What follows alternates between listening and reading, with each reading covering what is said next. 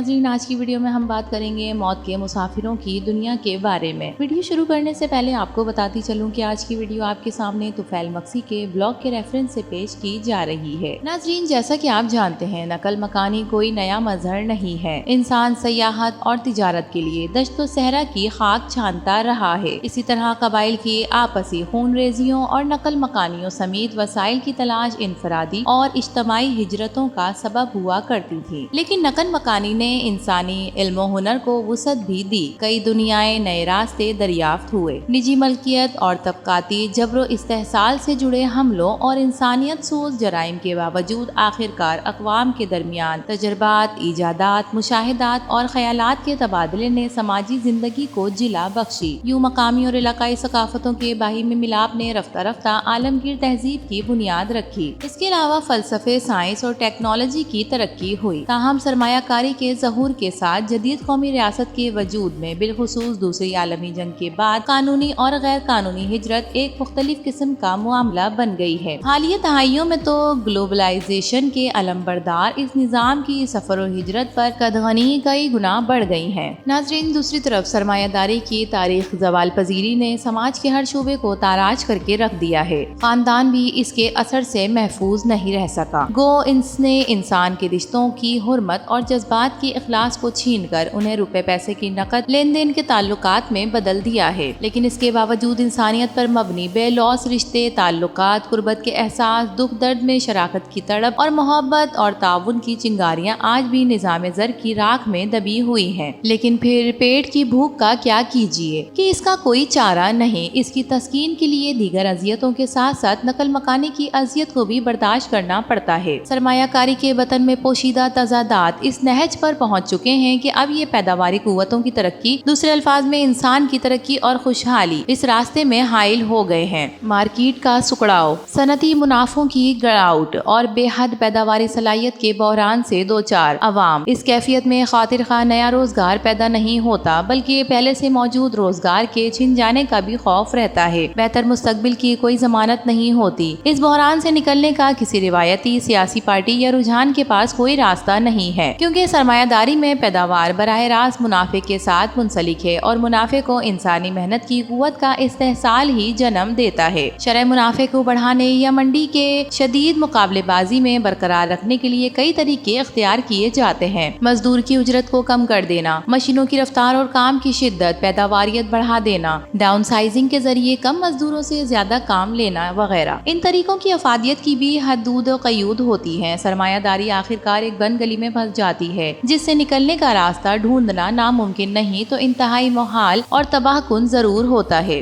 ناظرین، آپ خود سوچیں، ایسے میں معیار زندگی میں گراوٹ، اجرتوں میں کمی، بے روزگاری کا مسلسل دباؤ یا خوف، محنت اور مشقت طبقات کی زندگیوں کو گہری اذیت میں مبتلا کر دیتی ہیں۔ انہی حالات میں سرمایہ داری کی سیاسی جماعتوں اور حکمرانوں کا ایک حصہ اپنے نظام کی ناکامی اور نااہلی کو ایک زہریلی اور سامراجی قوم پرستی کے لبادے میں چھپانے کی کوشش کرتا ہے۔ انہیں اپنے ممالک کے محنت کشوں کو باور کرانا پڑتا ہے۔ ان کی نوکریاں تارکین وطن چھین رہے ہیں، وہی ان کے شہری اور ملکی وسائل پر بوجھ ہیں۔ لہٰذا سرحدوں کو محفوظ بنانے کے لیے نوکیلی تاروں کی باڑ کھینچنا بھی ضروری ہے۔ دیواروں کو بنایا جانا ناگزیر ہے۔ غرض یہ کہ داخلی انتشار اور مقامی محنت کشوں کے غم و غصے کا رخ موڑنے کے لیے بیرونی دشمن کا خوف قومی ریاست کا وجود اور ناگزیر پہلو ہوتا ہے۔ یہی وجہ ہے کہ آج بیشتر ترقی یافتہ معیشتوں میں روایتی اصلاح پسند جماعتوں کی نامرادی کے بعد انتہائی دایاں بازو مقبول ہو رہا ہے۔ گزشتہ سال برطانیہ میں لیبر پارٹی برسر اقتدار آئی ہے، لیکن امیگریشن مخالف اور نسل پرست ریفارم UK پارٹی کا 14% سے زیادہ ووٹ حاصل کر کے ملک کی تیسری بڑی جماعت بن جانا یا جرمن نوجوانوں میں FD کی بڑھتی ہوئی مقبولیت تشویشناک ہے۔ Poland, Austria, Belgium, Italy, Hungary, Holland وغیرہ میں دائیں بازو کی حکومتوں کے بعد ڈونلڈ ٹرمپ کی جیت نے بھی معاشی ابتری اور امیگریشن مخالفت ایسے عوامل کا ہاتھ ہے جو اس کی غمازی کرتا ہے کہ لبرل سرمایہ دارانہ نظام ترقی یافتہ ممالک میں بھی بہتر معیار زندگی فراہم کرنے میں ناکام ہوتا جا رہا ہے۔ ناظرین، جب ترقی یافتہ معیشتوں کا یہ حال ہے تو ازل سے بحران زدہ اور ڈوبتی پاکستان جیسی معیشتوں کے نوجوانوں کا کیا حال ہو سکتا ہے؟ یا تو وہ اپنی ذلت اور رسوائی کی زندگی گزارتے ہوئے کسی قابل علاج بیماری سے مر جائیں، یا فتوے کا شکار ہو جائیں، خود مجرم ہو جائیں، یا کسی جرم کا نشانہ بن جائیں، منشیات کا استعمال شروع کر دیں، یا خود خودکشی کر کے اس نظام کے نہ ختم ہونے والے جبر اور ذلت سے رہائی حاصل کرنے کی کوشش کریں۔ لیکن مؤخذ الذکر سوچ کی ایک اور شکل بھی ہوتی ہے جس میں بہت سے نوجوان پھر رسک لے کر تمام تر خطرات کو نظر انداز کر کے بہتر زندگی تلاش میں نئے منزل کی طرف چل پڑتے ہیں۔ حسین خوابوں کے ایسے متلاشی کنٹینرز کے نیچے چپک کر سرحدوں کو عبور کرنے کی کوشش میں کچلے جاتے ہیں، برف میں لگی مچھلیوں والے بند ڈبوں میں، سامان ٹھنڈا کرنے والی گاڑیوں میں جان سے ہاتھ دھو بیٹھتے ہیں، یا پھر زبوحال کشتیوں میں سمندر پار کرنے کی کوشش کرتے ہیں، پانیوں میں غرق ہو جاتے ہیں۔ 2015 میں آسٹریا کے ایک کنٹینر سے 31 اور برطانیہ میں تقریباً 39 لاشیں برآمد ہوئی تھیں۔ اب تو لکڑی کے کریٹوں اور کیسوں وغیرہ میں بھی لاش ملنا اور کھلے سمندروں میں پناہ گزینوں کی کشتیوں کا الٹ جانا معمول کی خبر بن گئی ہے۔ لیکن اس معمول میں کبھی کبھار کچھ خبریں ایسی رپورٹ ہو جاتی ہیں جو دل دہلا دیتی ہیں، جیسے ایک شامی بچے کی سمندری کنارے پر پڑی لاش کی تصویر نے دنیا بھر میں انسانوں کے کلیجے چیر دیے۔ گزشتہ سال بھی ایک ایسی ہی خبر رپورٹ ہوئی تھی جس میں ایک باپ اپنی 2 سالہ بچی کو پیٹھ پر لادے میکسیکو سے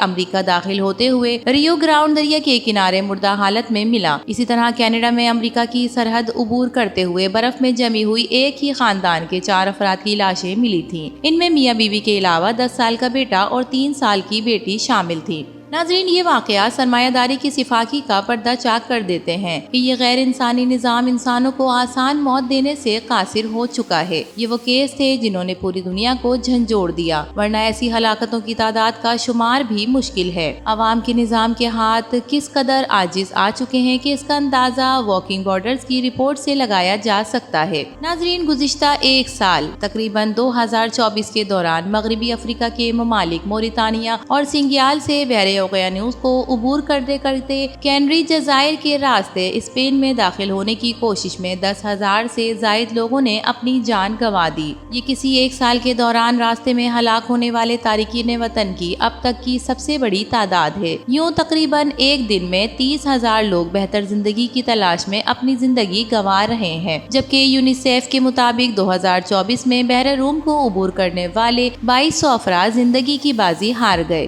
المیہ یہ بھی ہے کہ اس طرح اپنی جان سے گزر جانے والوں کی اموات کا کوئی قابل بھروسہ ریکارڈ بھی موجود نہیں ہے۔ ناظرین، ایسی جان لیوا ہجرتیں کسی ایک ملک کا مسئلہ نہیں ہے، بلکہ جنوبی ایشیا، پاکستان، بھارت، افریقہ، لاطینی امریکہ سمیت سامراج کی خونی پنجوں میں جکڑی کمزور معیشتوں کے حامل تمام خطوں کی محنت کش بالخصوص نوجوان خود کو اپنے ہاتھوں سے بے بس اور مجبور پاتے ہیں۔ مزید برآں سرمایہ داری کے معاشی بحران کے ساتھ یہ رجحان مزید بڑھتا جا رہا ہے۔ کہیں جنگ کی تباہ کاریاں ہیں تو کہیں خانہ جنگی کی خون ریزیاں، کہیں گلوبل وارمنگ کی وجہ سے بڑھتے ہوئے سیلاب اور طوفان ہیں تو کہیں خشک سالی کا آسیب، بدترین استحصال ہے، مقامی کرنسیوں کی بے قدری ہے، سامراجی قرضوں کا ناقابل برداشت بوجھ ہے۔ یہ تمام اذیتیں اسی نظام کی کوکھ سے جنم لیتی ہیں۔ اس کے علاوہ پسماندہ خطوں کے لوگ انہی سامراجی ریاستوں کے جبر، استحصال اور بھڑکاتی ہوئی جنگوں سے تنگ آ کر موت کے یہ راستے چنتے ہیں، اور یہی ریاستیں پھر اپنے ملک میں انہیں غیر قانونی اور تمام مسائل کا ذمہ دار قرار دیتی ہیں۔ تارکین وطن کھلے سمندروں میں کشتیوں کے الٹ جانے سے ہلاک ہوں یا اسمگلروں کے تشدد سے مارے جائیں، سرحدیں عبور کرتے ہوئے برف میں جم جائیں یا پولیس کی گولیوں کا نشانہ بن جائیں، چاہے بھوک اور پیاس کی اذیت ان کے جسم اور روح کے رشتے کو منقطع کر دیں، تمام صورتوں میں یہ قتل عام کی ایک صورت ہے۔ ان کا قاتل وہ نظام ہے جو محنت کشوں کو عزت کی اور 2 وقت کی روٹی نہیں دے سکتا، امن اور بنیادی ضرورت زندگی کی فراہمی سے بھی قاصر ہو چکا ہے، وگرنہ کوئی بھی انسان اپنے دیس، اپنے پیاروں کو چھوڑ کر موت کا مسافر نہیں بنتا۔ یہ سرمایہ داری کی تاریخی متروکیت ہے جسے اصلاح پسندی کے پیوند لگا کر مرمت نہیں کیا جا سکتا۔ محنت کشوں کی شعوری مداخلت سے اس نظام کا عالمگیر پیمانے پر خاتمہ اصل میں انسان کو ایسی محرومیوں سے نجات دلا سکتا ہے۔ ایک ایسی دنیا تعمیر ہو سکتی ہے جہاں سرحدوں کی کوئی قید نہ ہو، لیکن جہاں کوئی بھوک اور افلاس کی ذلت کے ہاتھوں مجبور ہو کر اپنے پیاروں سے جدا نہ ہو، جہاں محبت، امن اور اخلاص کے رشتے استوار ہوں۔ یہ کسی دیوانے کا خواب نہیں، یہ نہ صرف ممکن ہے بلکہ آج کے وقت اور حالات کی ناگزیر ضرورت بھی ہے۔ ناظرین، غیر قانونی راستے اختیار کر کے اپنی جان کو جوکھن میں ڈالنا واقعی بہت بڑے جگر کا کام ہے، لیکن کوئی بھی ہجرت اپنی خوشی سے نہیں کرتا۔ اس بارے میں آپ کا کیا خیال ہے؟ اپنی قیمتی رائے سے ضرور آگاہ کیجیے گا۔ امید کرتے ہیں یہ ویڈیو آپ کو پسند آئی ہوگی۔ ویڈیو پسند آئے تو اسے لائک کیجیے، HI TV کو سبسکرائب کر کے ہماری حوصلہ افزائی کیجیے۔ تو پھر ملیں گے کسی اور نئی ویڈیو کے ساتھ، تب تک کے لیے اللہ حافظ۔